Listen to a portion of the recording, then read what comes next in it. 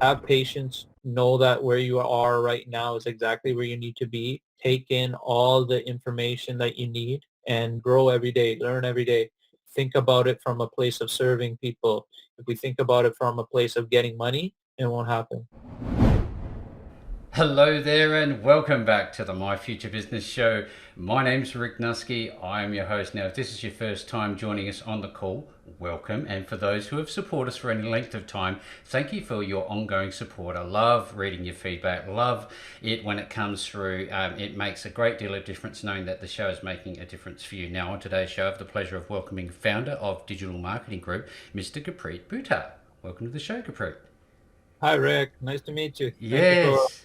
being on the show. No, absolutely a pleasure to have you here. Now, you and I were just speaking briefly before the call started today, and we're going to be talking about the state of online entrepreneurs and business owners, and the importance and power of mindset, social media principles, and effective ways to attract new clients to your business. But before we get into the core of the call, Gurpreet, love to learn a little bit about you. Where are you located?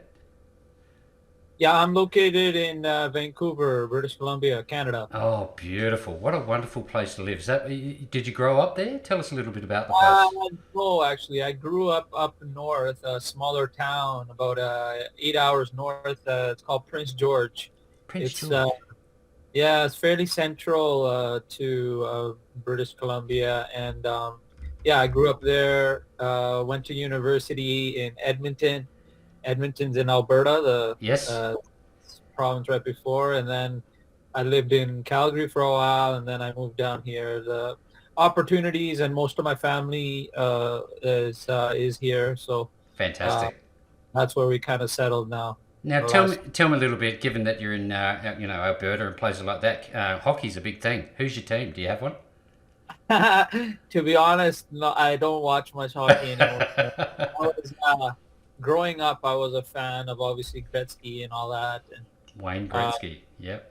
yeah, Detroit Red Wings when Steve Eiserman. He's probably my favorite player. Yeah. Fantastic. So, if it's not sports, what's your thing? What do you like to do? I do watch sports. Like I'm a bit of a, I would guess, a fanatic with like boxing and MMA. I used to Oh, box amateur. I had like, I don't know, 15, 16 fights. So that's kind of my thing. Like the big game or Super Bowl is not a thing, but like if a big fight's on, it's, I'm locked in. yeah, like the Conor McGregors of the world, that sort of thing. Oh, you gotta, how can you not love that story, right? It's Yes. what he accomplished is amazing, and he's coming back, and I hope he has more success. But yeah, it's just amazing to see people like that. Oh, yeah.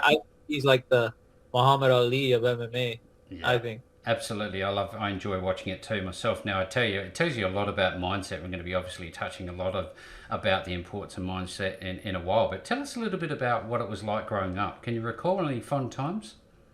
Yeah, you know what? I had a great childhood. Growing up, I had two brothers. I'm the middle. I had an older brother and a younger brother. I had another cousin of mine who was the same age, and we were like brothers. So a lot of friends, hardworking parents, immigrant parents from India. My parents came to Canada late 70s, and yeah, I was born in 82. Mm. Great childhood, I had a small town, but I'm glad I grew up in a small town. It's a very tight-knit community. um, you know, Canada's a great place to live. Like I can't, I'm biased definitely, uh, but yeah, well, definitely had a great upbringing. I had some, issues when I was a teenager. Got in a car accident that was fairly bad. Oh, wow. And, yeah, I got injured and didn't really play. I was, playing sports and an athlete all Mm.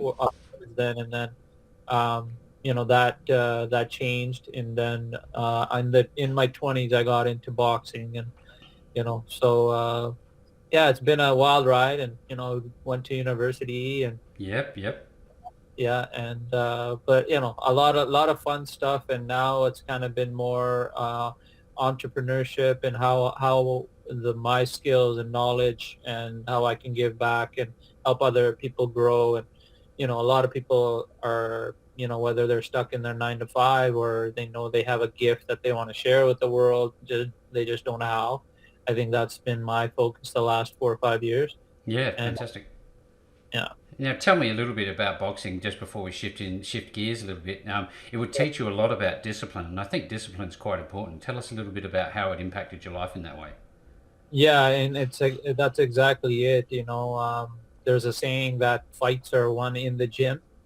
So it's not about, like showing up for the fight. It's about the 7, 8 weeks that you trained in the gym day in, day out.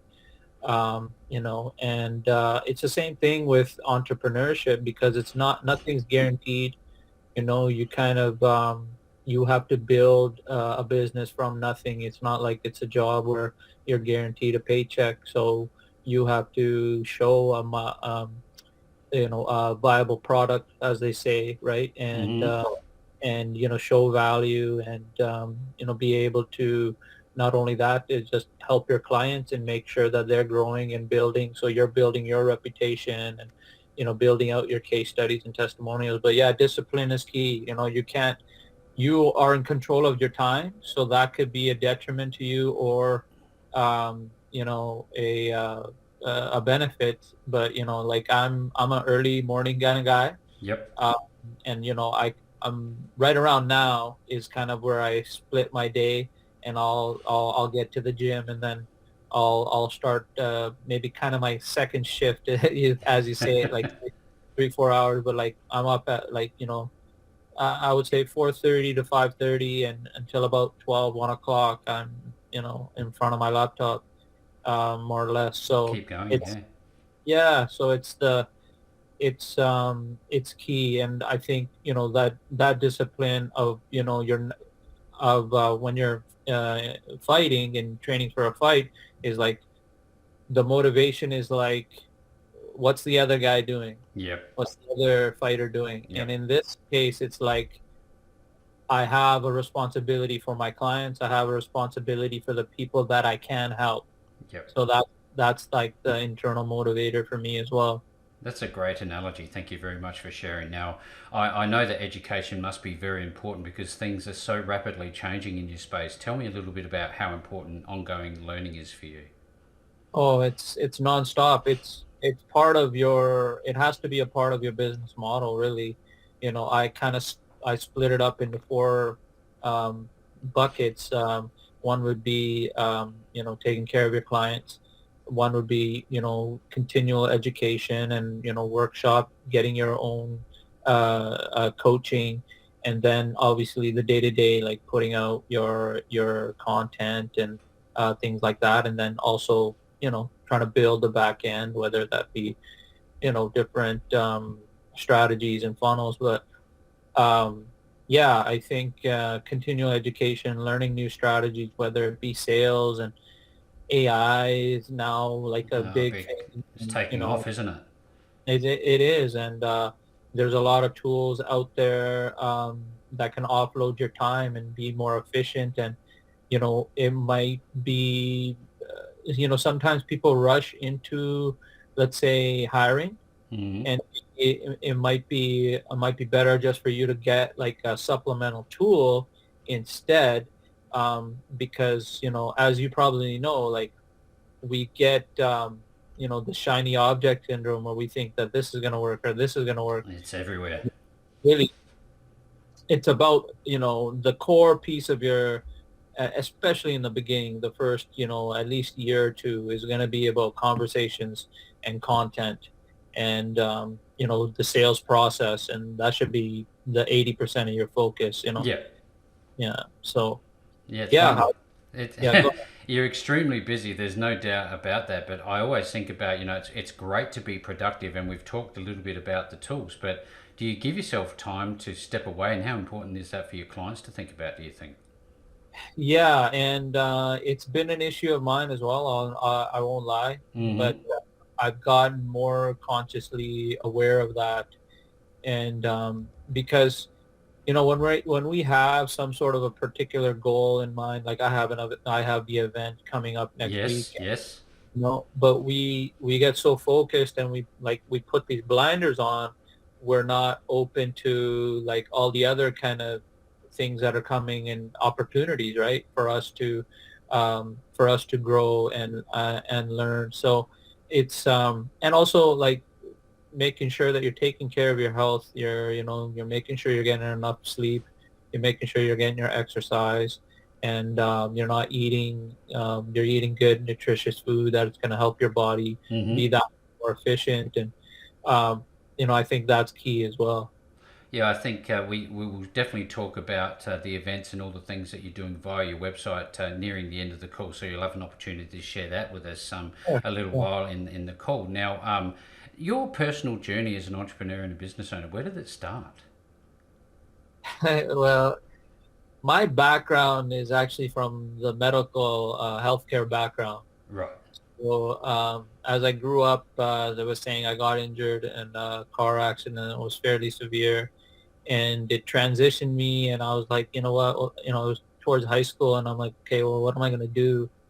And I was in physiotherapy for a long time, and I'm like, man, you know what? I'd be a great physiotherapist because of my experience Mm-hmm. as a client. So my goal was to get into physiotherapy school. At that time, it in Alberta, where I went to school, it had changed to a master's program. Yeah. So I had to get a degree before, and then I'm like, okay. But then there was another one option was an occupational therapy. That was still a bachelor's. So I did that. I got my bachelor's in occupational therapy, and then I was an OT, as they call it. I was an OT for about 14 years. Wow. And then there was just in British Columbia there, it could be this could be a whole episode, but there's a lot of politics involved because the big money is in the car injury, ICBC claims, Ah, motor yes. vehicle Yes, accident. yes. And then on the other end you have lawyers and you have the personal injury claims. And I'm kind of battling between both of the people. And on one end, the lawyer wants you to extend the claim, and then on the other side, insurance people like want them to get back to work. Of And course. you're in the middle. You're trying to be an advocate for the client. So it was a lot of red tape and a lot of, to be honest, I got into a lot of trouble in terms of the lawyers and the red tape. And I started to think, you know what, maybe it's time to Is it transition. worth it? Yeah. And then and then I started like, okay, there's a lot. This is about 2017, 2018. Mm-hmm. And I started learning about Facebook ads and e-commerce and, print on demand. I had like a print on demand shirt shop. Yep. And then that just slowly blossomed. And eventually I left OT, and I'm like, you know what, if I'm going to do this, let's go all in. So, And can I ask you, e-commerce was the very first thing, wasn't it, for you? correct. Yeah, Now, correct. tell me a little bit about, I guess, your ongoing relationship. Do you still use e-commerce? I don't I would say for me, in terms of time efficiency, e-commerce is very dependent on ads, Yep. right? You need to drive a high amount of traffic, which can be a struggle because a lot of the campaigns that people make take time in terms of testing.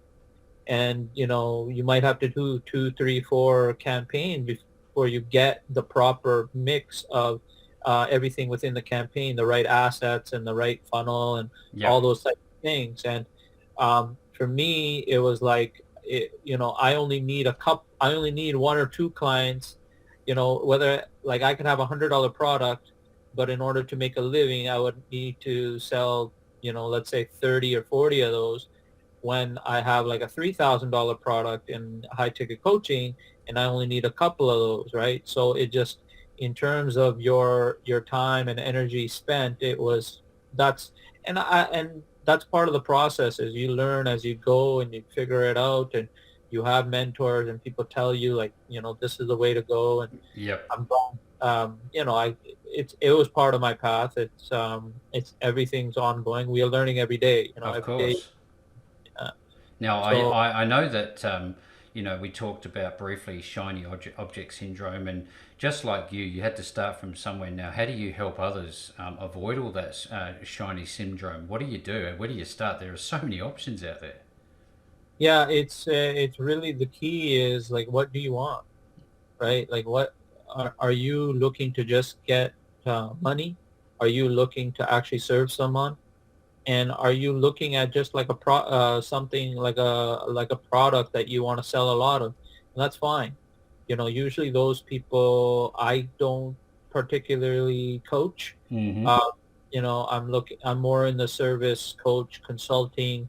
It could be a bigger business that does a service like an agency or something like that. But yeah, if you're looking at, I just want to make money and do that, then you Fine. you go that route, no problem. But at the end of the day, you got to be precise with those ads, and Facebook ads is no easy task nowadays, and No, uh, quite expensive too. It's getting more expensive as the days go by. YouTube and probably TikTok are probably the best bet in terms of bang for your buck. Ah, But yeah, it's my model is more, change your focus. What do you want?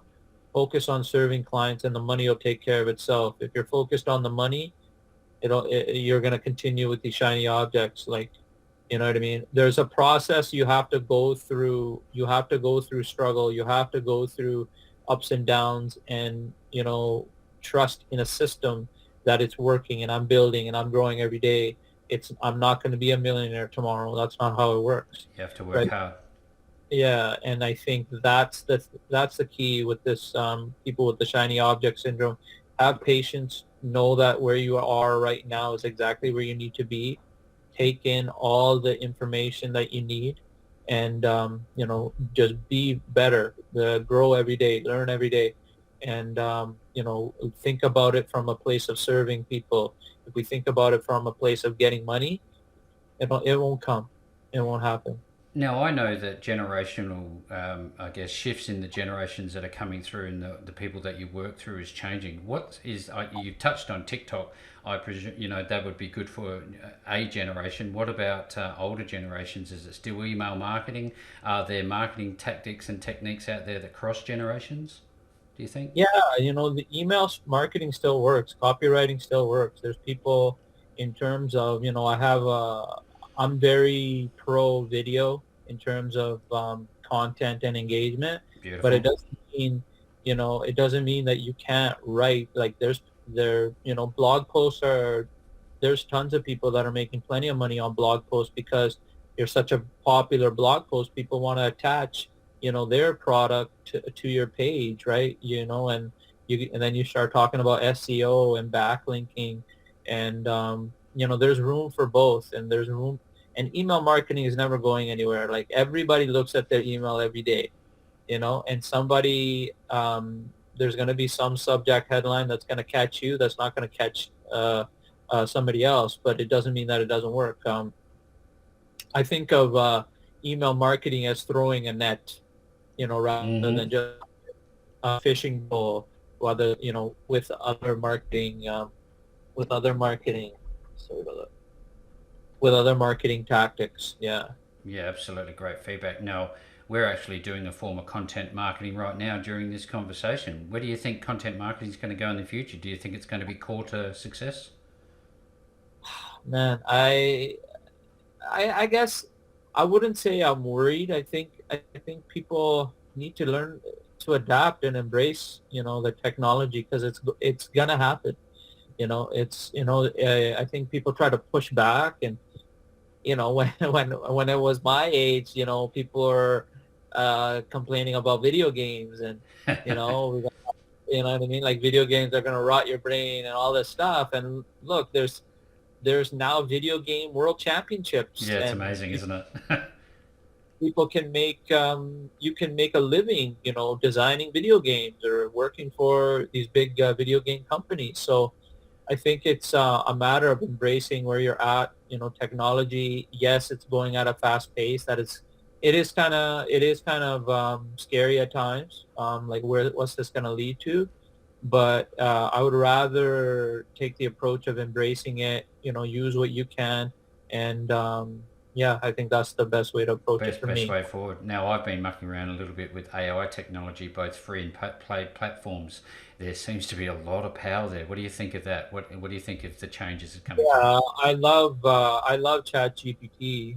And if you're talking about email marketing, if you're talking about writing scripts and getting ideas, if you're a YouTuber or if you just need ideas for your video content, there's so much there. So um, yeah, I just think that it's a great technology. It saves you time. Mm-hmm. It and and wherever we're able to save time, because we have to constantly be putting out content. Like, Yeah. you have to build your brand, you have to build your authority.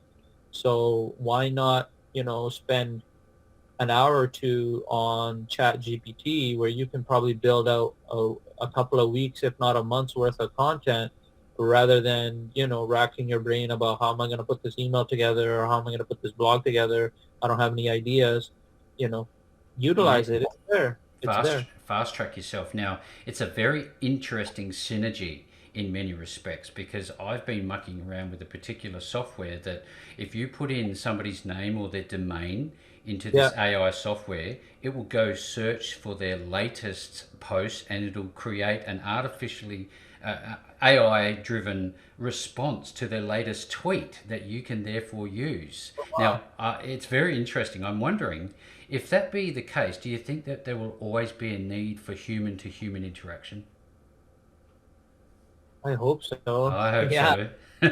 Yeah. I think, to be honest, like when I'm online, I know when I'm talking to a bot, right? Like I Yep, know when yep. I'm dealing with a bot or not. So it's and I think when we're talking about high ticket coaching and sales and all that, Mm-hmm. you still gotta have a genuine conversation, or else you're gonna lose that customer. Absolutely. Yep. You can't, you're not, and it's not, I've had the process of training and hiring virtual assistants to try to sell, and it's not against virtual assistants. I love them. They're efficient and they Absolutely. help much with admin and building your following. Yep. But sales is a different thing. It's about being able to see where the conversation is at. Am I listening to this person? Can I help this person? Am I just talking over them? You know what I mean? Like Yep. they're, they have to feel the biggest thing in terms of online sales is trust. They have to build trust with you. And, if they think that you're a bot, or if they think that you're just pushing for the sale, Won't you know, work. you're going to lose them for sure. Now, this kind of dovetails quite nicely into social media principles. Tell us a little bit about what entrepreneurs and business owners should be aware of when it comes to those principles. Yeah, the key principles for me is content and conversations. Yep. And we were talking about that and in terms of content, it's about what's the pain point, what's the problem, what's the issue that wakes people up in the middle of the night and says, you know what, I have to, you know, I have to X, deal with Y, this. I have to get, we have to tap into that. And when you're able to tap into that and you're able to provide value, you're going to build trust, and people are going to want to hear what else you have to say. And the process now, because it has gotten more saturated, that just means that you have to show more value, right? And people think, well, I don't want to show everything. I don't want to send everything. At the end of the day, a minute long piece of content isn't everything. No. Right? And so, like, even our conversation, people are going to pick things out of it, but it's not the whole piece, right? That's why a coaching program is, a mentorship. Like, and I still have a high level coach because I want to push to where they are. Of They're, course. they're multimillionaires, and I want to get to that point, right? Yeah. And yeah, so being able to know that you can help someone, listening to them, having content where you're going to give actual value, practical steps that people can use. You're going to build trust, and you got to trust that process. But those are the key principles in terms of the approach. Facebook's different than LinkedIn, than Instagram, than probably TikTok. But in terms of your approach, but the key is still the same. You still got to have conversations. You still got to put out valuable content. That commonality brings us back to that step towards awareness of you and your brand. So tell me, should people be focusing on building business brands or personal brands nowadays, do you think, as part of this strategy? Yeah, I think it's actually where you're at in terms of the entrepreneurship journey. I think when we first start, being very, very specific and niching down is what's going to set you apart. So, you might be like, I have nutritional coaches, but they're nutritional coaches for single dads. You know what I mean? Or Yep. I have other therapists that help specifically with anxiety or depression. I have, other coaches that deal specifically with corporate behavioral skills to advance their sales team. So it's, and I tell them like, you got to start with that, later on, once you're expanding and you're scaling, yes, you can start, implementing more and hiring agencies to build your brand, but to build it as a bigger brand. But I think also the personal one-on-one intimate kind of connection is where you start. Yeah, thank you for the feedback. Loving this call. I really appreciate it, as does the audience, I'm sure. Now, tell me a little bit about who your ideal client is. Who do you like working with the most? Yeah, my ideal client is somebody that's in the either the coaching, consulting, service-based business that's just struggling to get their message out there. Yep. They're saying, well, what is the tactic? How do I do this? What are the steps involved? I have all this material, and I've written books on stuff, but I can't get engagement. And those are my, and I'm like, well, are you willing to put in, right? If you're willing to put in the work, then I'm here to back you up all the way, Yeah. and I think it was probably well over probably a year and a half ago. I had a client, and she struggled and she went through ups and downs in her personal life, and it took her 4 months, but then she finally got her first client, and then it rolled into another client, and then Snowball. eventually, you know what I mean? She's gone full time, and she's helping tons of people. So it's really trusting the process, but people that are committed and willing to do the work, those are my favorite for sure. You touched on books, Gurpreet. Now, I'd love to know. You got a book inside of you? Do you reckon you're going to write a book at all? Yeah, yeah. I I reckon you I should. in my 40 years, I have a lot of let's say experience in life for I sure. bet, I bet. Now, I'd love to talk a little bit, if we could, about your 9-step blueprint. What's that about? Yeah, the 9-step blueprint is kind of my core initial coaching offer. I expand on it with my new coaching program, but that's been my kind of core pieces. Like every business online has these 9 principles in place. And, some people have more and they have like ads and automation and VAs and all that stuff. But like foundationally, they're going to have their avatar, they're going to have their message, they're going to have their offer, they're going to know their content plan, email, their Facebook group, building a community. They're going to know how to generate sales and book calls. So those 9 aspects are necessary for anybody to succeed online. So I tell them, you get these things right, you'll never, be hungry. That's Yeah, it. you'll never go without. Now, I'd love to talk a little bit about, elaborating on that and talking about directly your coaching programs, and I guess the importance of having a defined and even documented marketing plan. How important is that? Yeah, it's huge because again, you'll get caught up in a lot of people. They they get onto YouTube or they get onto Google and they start guessing. Yeah. You know, I mean, I have Yeah. listings. Well, how do I do this? How do I do that?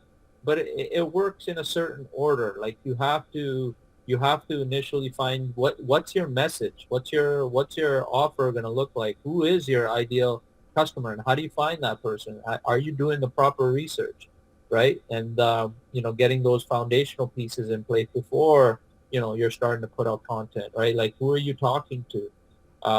So yeah, like again, like I said, those 9 steps are necessary, but um, getting your Critical. offer, your message, your ideal customer, getting that first piece down is key. It's the driver of the rest of your business. Now, But it's, in terms of coaching, every time I talk about coaching, I always think about ongoing relationship. Are you forging some great relationships with the people you're working with as a result? yeah, absolutely. A lot of because my first kind of journey in terms of the high ticket space was actually affiliate marketing. Yep. I was an affiliate for a coaching program. And then within that space, you start seeing other people that are in the similar journey to you.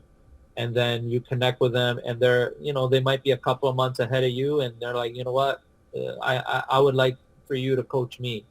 Right. And that was kind of how I started my first coach. And now I think he partnered up with another colleague, and they've built I think that over the last 12 months they've done well over $1 million. Wow. So yeah, and and we're still, we still talk all the time, and you know what I mean? Like we went a little bit different. He kept with the affiliate route. Mm-hmm. Mm-hmm. I want to go into more the group coaching and course and probably a book, Yep. that route. So, but the principles are still the same.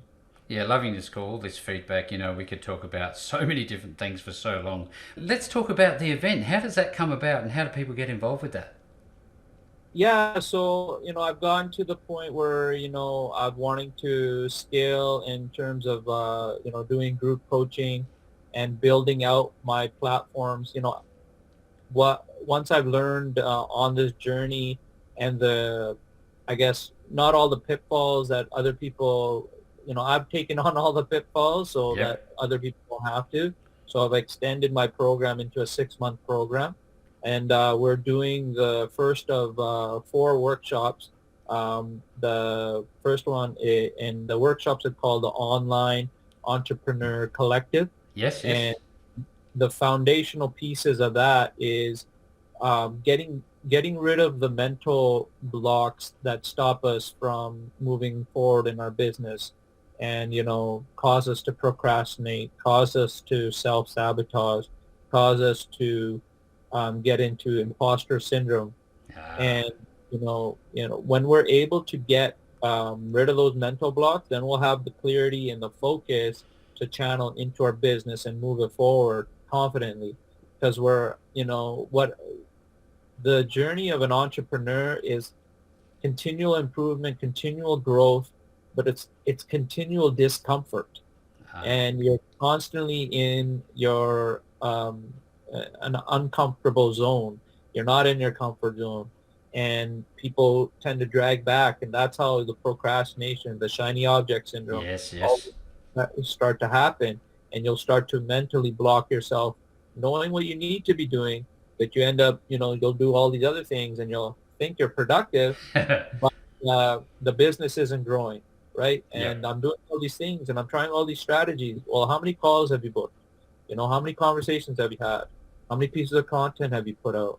Right? Like the core pieces are still the same, but will our fear, our insecurities, anxiety, old resentments, all those things have to be looked at. And I think what ends up happening and I'm glad that it's more in the forefront, because that's a great thing too about where we're at in society, is mental health is more of a open conversation now. Yes, it And is. Yep. I think it's such a key in terms of if you're able to deal with those emotions and be able to face them and not avoid them, confront them and be like, okay, this is what it is. It's, because we talk about being whole, but, a whole person doesn't mean all the good stuff. It also means, all the negative stuff, Not so good stuff. yeah, and I think those words too, positive and negative, is really, it's kind of more relative to the person, right? And what I try to teach is like, don't ever get too far on either end of the spectrum. Don't get overly positive because those overly positive Oh kind of yes, I've seen them. the the car salesmen that are kind of like really up all the time, and I'm like, you're not living in reality. No, it's You a know, stage show, isn't it? positive, positive. That's the way they're just trying to avoid the pain, right? And obviously, if you're in too much of the negative, you're like despondent and isolated, and you're not productive. What you want to be able to acknowledge both sides and be in the center of it, and be in your truth that you are a powerful human being. You can do great things, and I'm going to do great things, but be in the awareness of everything, and there's nothing bad going on. Everything in your life is either a blessing or a blessing in disguise. You just don't know it. It's part of your journey. Part of your And journey. so, yeah, and so touching on those things that people get caught up in, fear, anger, frustration, resentment, judgment, all those things, I get those foundational pieces to try to clear, and they lose the polarity in it. It doesn't have such a heavy bearing on you.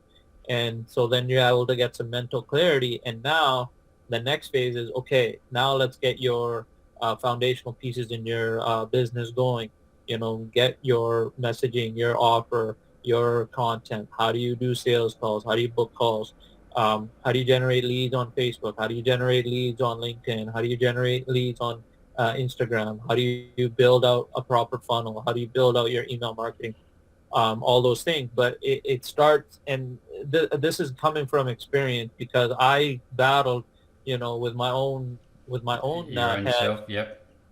right? And so when I was able to clear that and get to a place of abundance and gratitude, the quote unquote bad stuff is not to your detriment. It's to help you grow.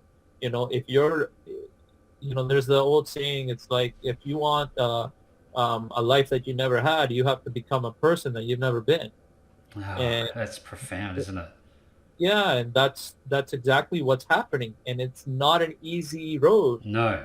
But they It, say that anything worthwhile is worth fighting for, and I'm sure that people that are wanting to work with you are going to find out sure and certain about that. Now, when is your next event coming up? When is your next yeah, onboarding? it's coming March 30th, and it'll be from 12 p.m. to 4 p.m. If you're wanting VIP, where I give some bonuses, where I'll do a 2-hour strategy session to build out your business, you can do that, and that'll start earlier as well for those people, and that starts at 11. But Yep. general admission is from 12 o'clock to 4 p.m. Now, Pacific. is that every 6 months or so that you have a cycle, or? So doing the online entrepreneur collective, I'm looking to do it probably every 4 to 6 weeks over the Right. next probably 4 to 5 months. Yeah, so this is the first one. To kind of launch the program. My new group coaching program is the Six Figure Accelerator, to get you to the fastest way to get you to six figures. And yeah, so if you want to reach me on that, that is accelerator.gurpbizonline.com. I'm Mm-hmm. sure you'll have the link there. Yep. So they can, join and sign up. I'd love to see you there. I'd love to see what's going on, how I can build your business, find the gaps, and let's bridge those gaps, and, get you living the life that you want. Thank you very much, Gurp. I love this call. The one thing I've taken away from it in closing is that, if I was starting out, I would want to fast track because, as you and I both know, there is so much to learn, and life is a one-way street. We don't have all the time in the world to waste. It's urgent that we get on board now, start working with Gurp inside of his coaching program, and no matter where you find the call, again, you are going to find the links back to all of the wonderful work that Gurp is doing. And with that being said, Gurp, thank you very much for joining me on the My Future Business Show today. Thank you, Rick. I appreciate your time.